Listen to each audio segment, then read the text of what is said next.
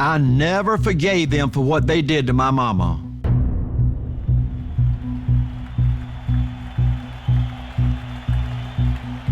Folks, I'm so dadgum proud we took on the largest industry in the world.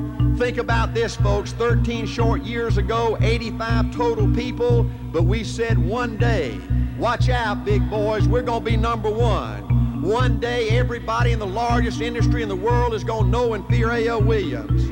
You know what? You know what?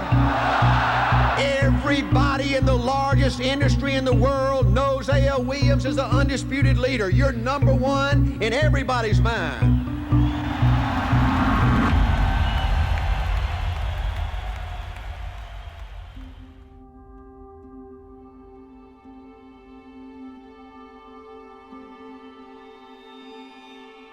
Art Williams had a passion for helping people. He convinced us that if we were able to somehow corner that passion and direct it in the right way, that we could build a legacy of greatness for our family by helping other families. You know, Art Williams had a way of selling hope to people that nobody else that I've ever met in my lifetime could do. You know, he just made you believe that if you paid the price, if you were willing to pay the price, that the dream was going to be worth it. You wanted to be coached by him. You wanted him to take you to the promised land.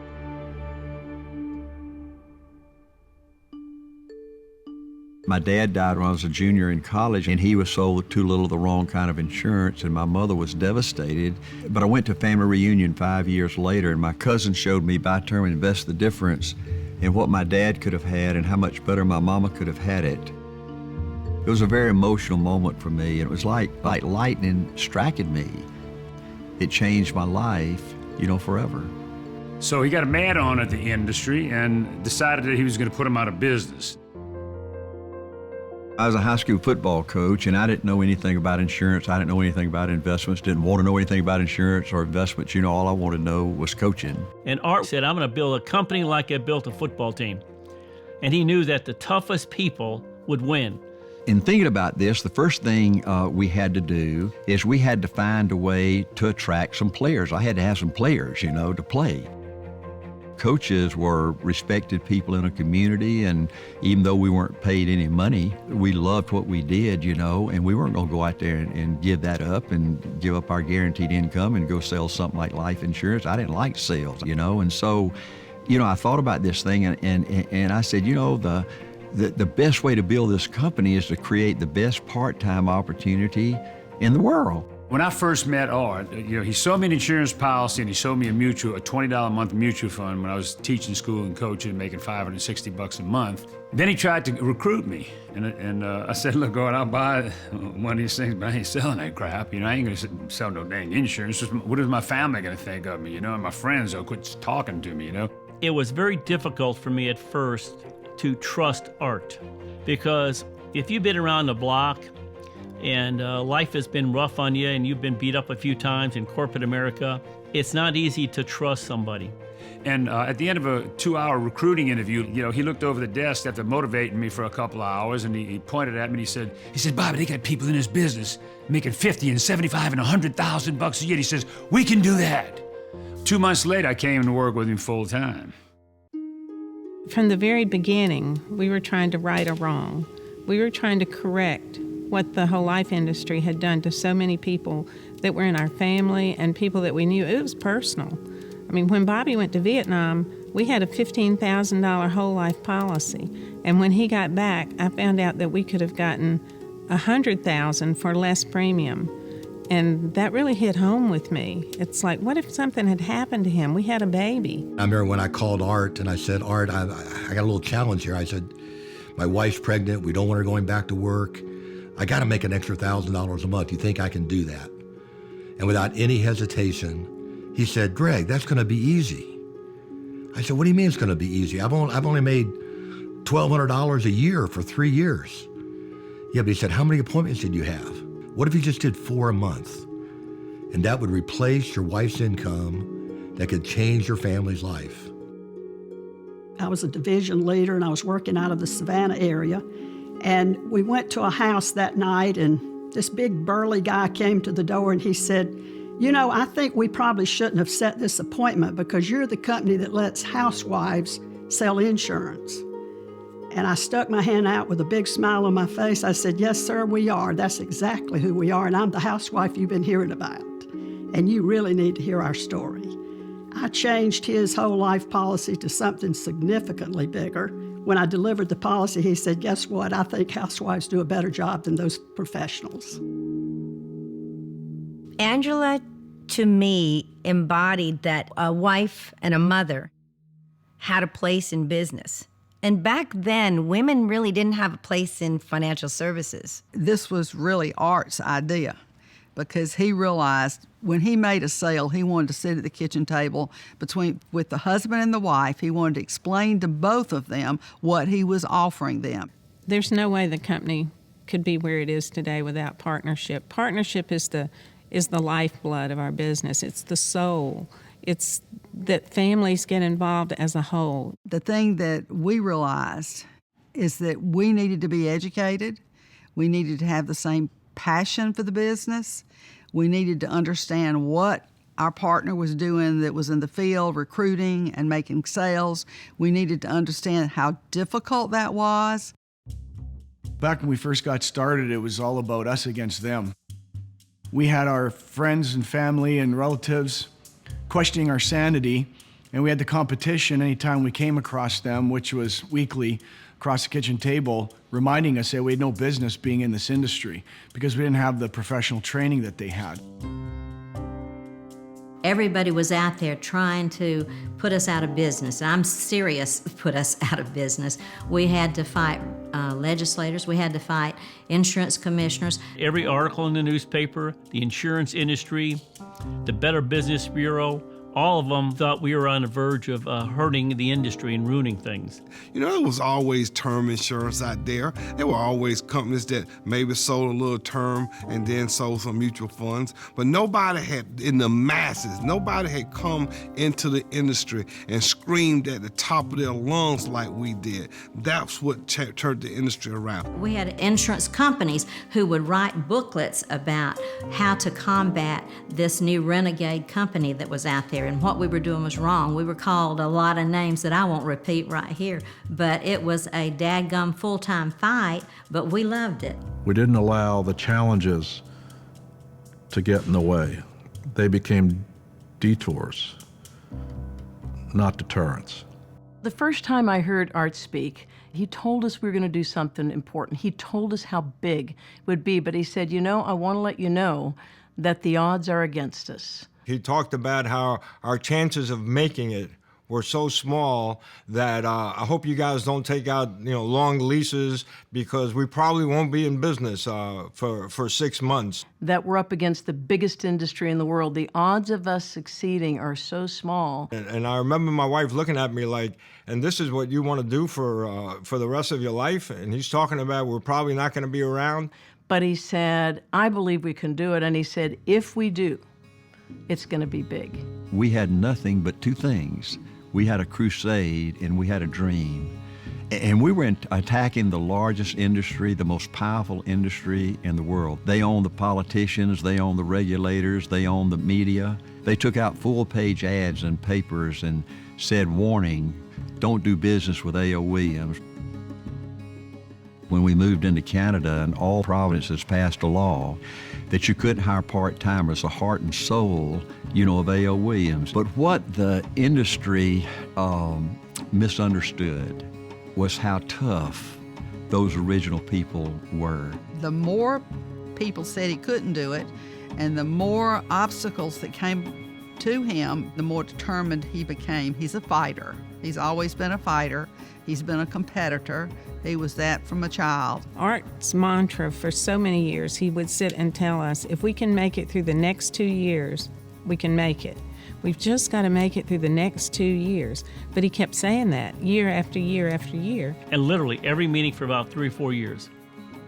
How'd you like to have a meeting coming out like that? Art looked us all in the eyes and said, "You've now got to make a decision."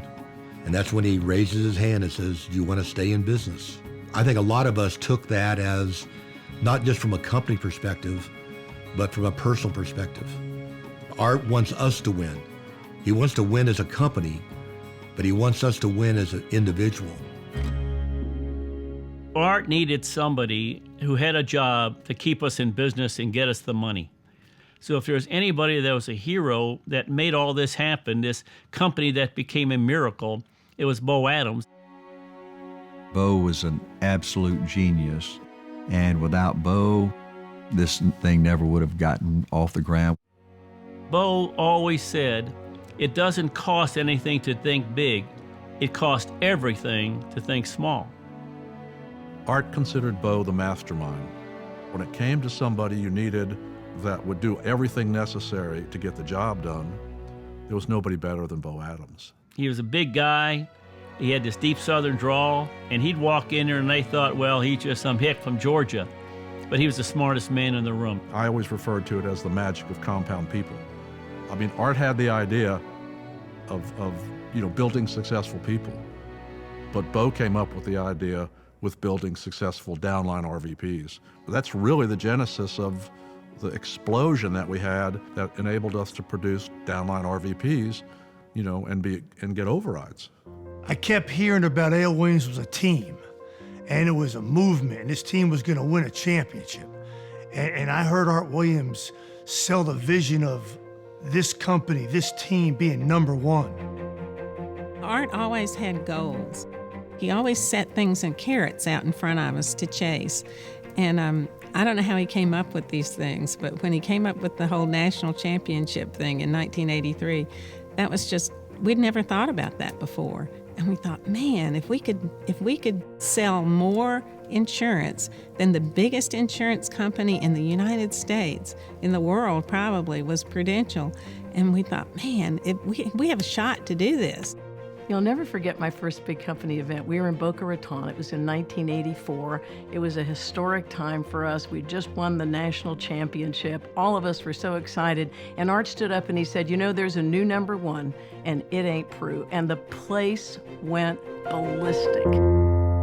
It was so invigorating. It was such it made you just feel good to know you were doing something that hadn't been done before, that you were part of a team that was a winning team, that when they said they'd do it, they did it. We had the truth on our side. The truth is a very powerful business partner to have on your side, and all we needed to do was have guts and determination. As long as we kept on with that, we were going to win, and we were going to keep running up the score. We just took average, ordinary folks just like us and offered them a chance to do something special. I didn't need anybody to explain to me what Art Williams meant by all my life I wanted to be somebody. When I heard that the first time, I was like, he's talking about me. I think Art's very transparent. I think you see what you get, you know what you've got, and there's no mystery. I wanted Earle Williams to become known as the company that had more $100,000 earners than anybody in our era. We had thousands of them. And we took this thing and we went all over the country, all over Canada, all over Puerto Rico. And not only did we beat Prudential, but we beat Prudential and New York Life combined.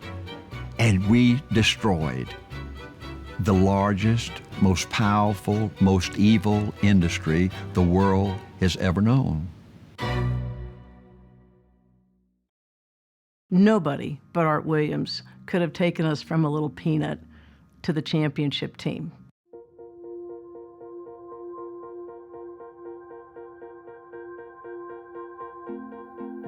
When we made the connection with Sandy Wilde, I think we really saw a mark of permanency in the company, and that we had finally arrived to a point of acceptability. It seems like there were so many new beginnings. In the 90s, when we became part of Citigroup, it really was a new start for us. We had Pete Dawkins at that point when Art stepped aside. Pete and Judy did a good job of sort of stabilizing us and helping, in the partnership era. And then Joe Plumeri came in. Through Joe, we got the OSJ Leadership Program, we got PFSU, we got the F&A. We came from a small, credible company to a very, very large company, a national company, a company that people were very, very familiar with.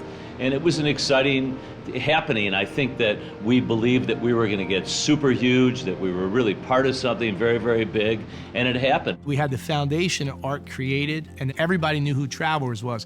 We drove down the West Side Highway, and there'd be a big building with the red umbrella.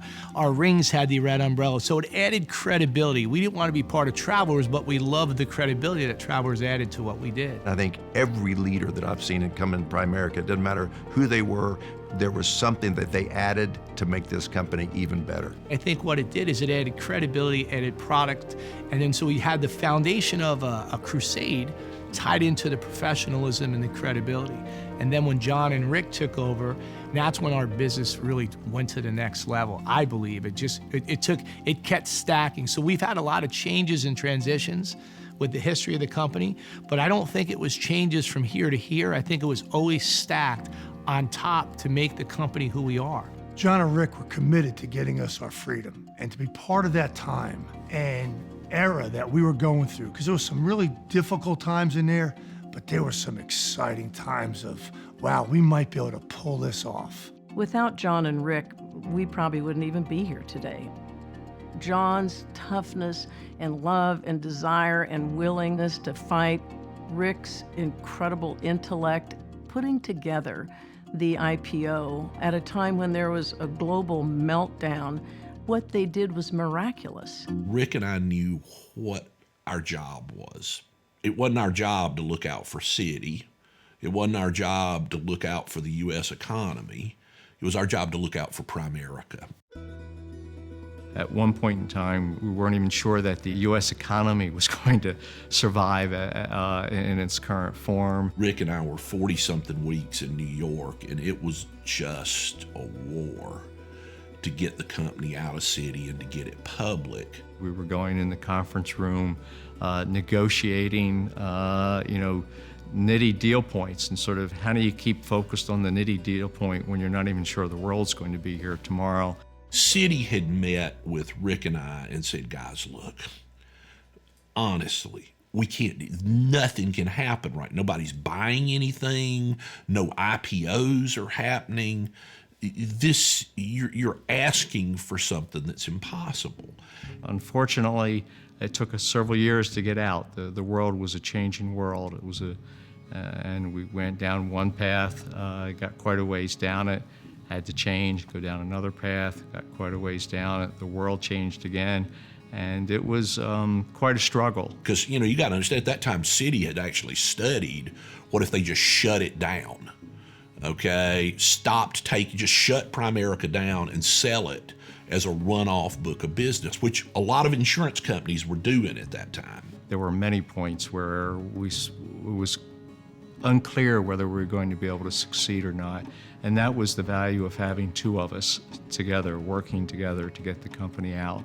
We were the first IPO out of one of the big banks. They thought the odds were it was going to fail, that you were not going to sell enough stock to make it happen. And the one thing I was confident of is if you put us in front of people, we were going to sell this thing. At one point, I screamed at an investment banker, put me on the road and this deal is done. They saw the uniqueness that the company had. They saw the uniqueness in the management team, the relationship that John and I had. They understood what we did for families, and that was special. And they understood that we approached those families with a sales force and a distribution system that was unique.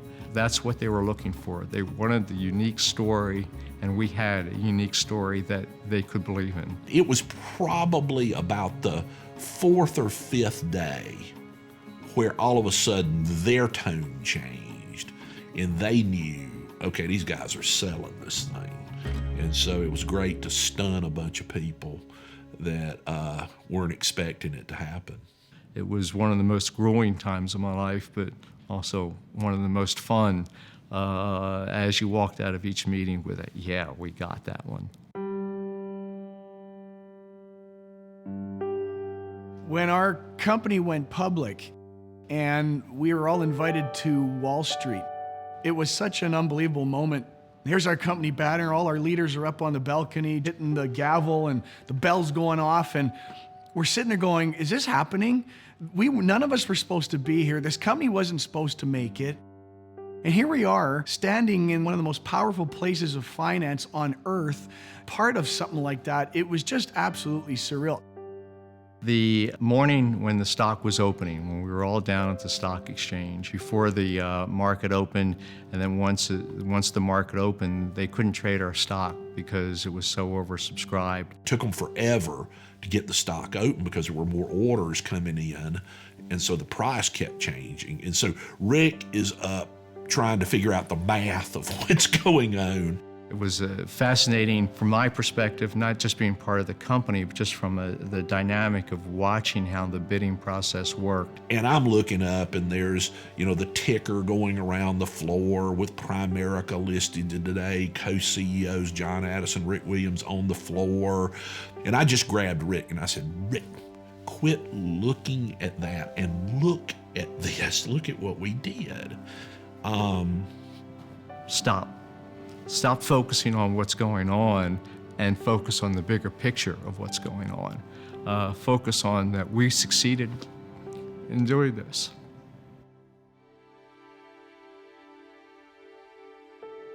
It was one of those moments that, if you're lucky, you get to have once in your life where you took care of everybody and you pulled it off and you won.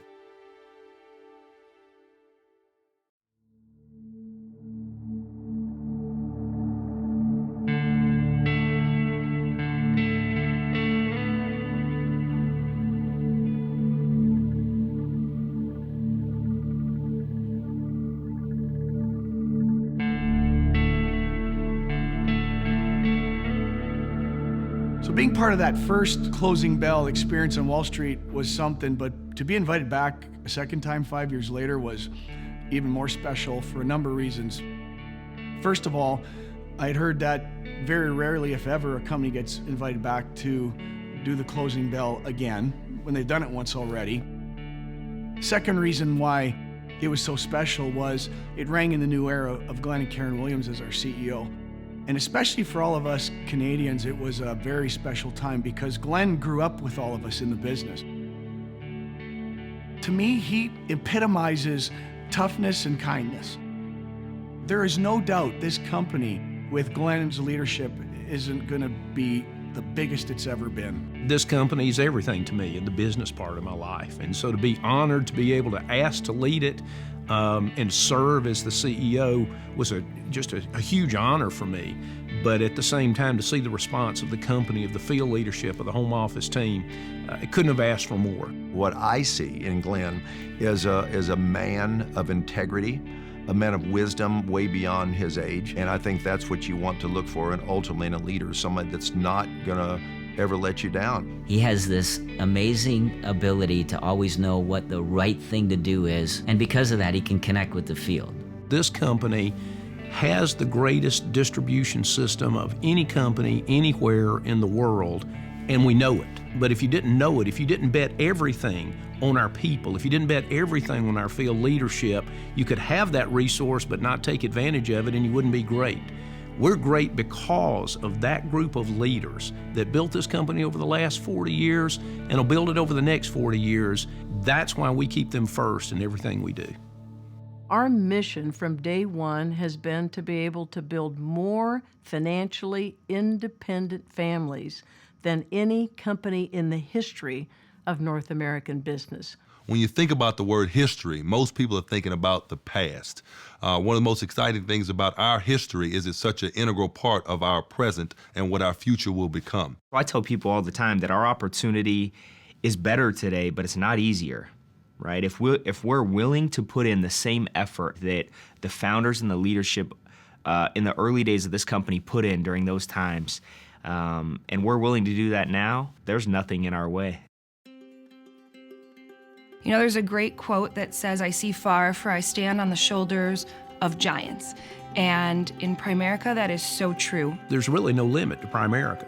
When you look at the size of our marketplace, when you look at what's going on Main Street and how Main Street has been abandoned by other companies, the size of that market is so huge, and the demand for what we do, whether it's our financial products, whether it's term life insurance and investments for retirement and education, or whether it's the opportunity to build something that you own, that you control, that's important to your family, there's no end to the demand for that. Everything right now, anyone who's engaged and on their game is experiencing massive success, and that's what happens when you have momentum. We're a company that delivers. I often talk to folks about what I fell in love with originally, and you know, everything sounds so good, and a lot of people can talk a good game, but when it comes to actually backing it up, putting their money where their mouth is, well, most folks come up short. And the thing that I fell in love with Primerica as I got started was that everything they promised me that they would deliver on, they delivered on. There's no glass ceiling. And if you want to go on ahead and build a career, you can have a legacy. Your children and your children's grandchildren can be a part of the company that you built. We're in the people business. So often people think we're in the financial services business and that we may sell insurance or investments, but that's not what we sell. We sell a better future. We sell a better way. I look at our company, man, we've had some tremendous growth, and now 40 years later, our business, our organization is growing faster than it ever has before. So we're like a 40-year-old company with a brand new opportunity. What we do for people is not something that's fashionable. These are very old-line financial principles that we teach people, and they'll always be something that you and I and generations after us will need. We have this great company that makes one of the most challenging parts of a person's life, their financial life, so much better and so stable. The thing I'm the most proud of that we do here is the economic empowerment that we allow people to receive because of the financial literacy and teaching them better. Because most people, when they know better, they'll do better. I really like that we all come together for that one cause, and that creates a movement, because nobody out there is fighting for people just like us. Everybody's fighting for just the rich people and the wealthy people. Nobody's moving towards helping us. We take a stand. We fight for what's right. We help the people like us get a hold of their finances. From the first day, what I saw was the passion, the heart behind it. What we do for families, I knew this is where I belong. I think so many people are forced to make choices against their will to keep a job or to please a boss, and sometimes they have to make compromises that they'll look back on with regret. But that's not us, and that's not our story.